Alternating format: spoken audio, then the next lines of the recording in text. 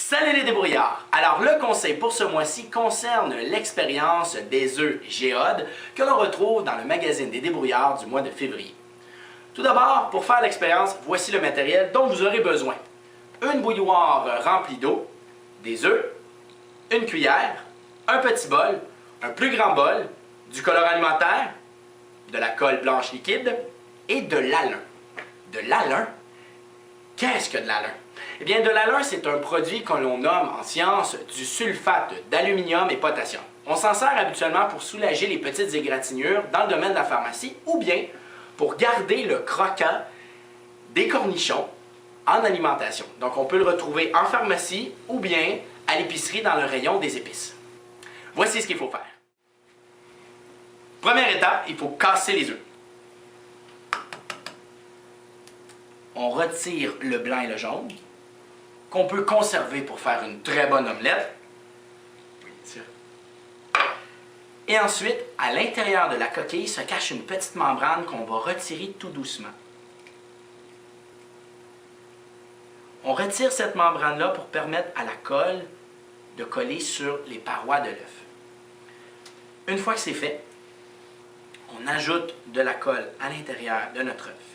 On peut se servir d'un pinceau ou de nos doigts pour badigeonner l'intérieur de notre œuf, comme ceci. Et ensuite, à l'aide d'alun, on va saupoudrer l'intérieur comme ceci au-dessus du bol. On brasse un peu pour faire tenir les cristaux d'alun sur notre coquille. On retire l'excédent comme ceci et on dépose notre œuf devant soi. Ensuite, dans notre bol, on ajoute 250 g d'alun. Et ensuite, 500 ml d'eau bouillante.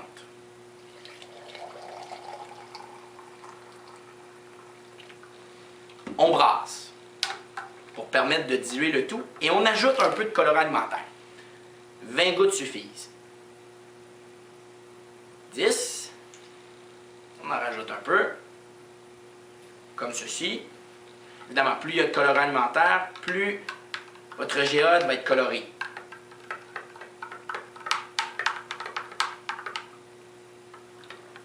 Alors, il faut s'assurer que l'alun soit complètement dissous dans notre bol avant d'y déposer notre œuf. On prend notre œuf et on le fait caler dans le fond de notre solution comme ceci. Et on laisse reposer pendant une nuit. Et au bout d'une nuit, voici le résultat que vous allez obtenir. Au bout de 12 heures, voici ce que vous allez obtenir. De superbes géodes.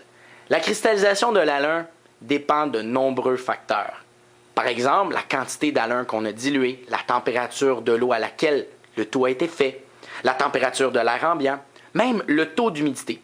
Mais si vous réussissez à réunir les conditions favorables pour l'obtention d'une belle géode, voici ce que vous pouvez obtenir. Une superbe géode avec de gros cristaux d'alun rhomboédriques. Je vous lance un défi. Essayez de faire une aussi belle géode.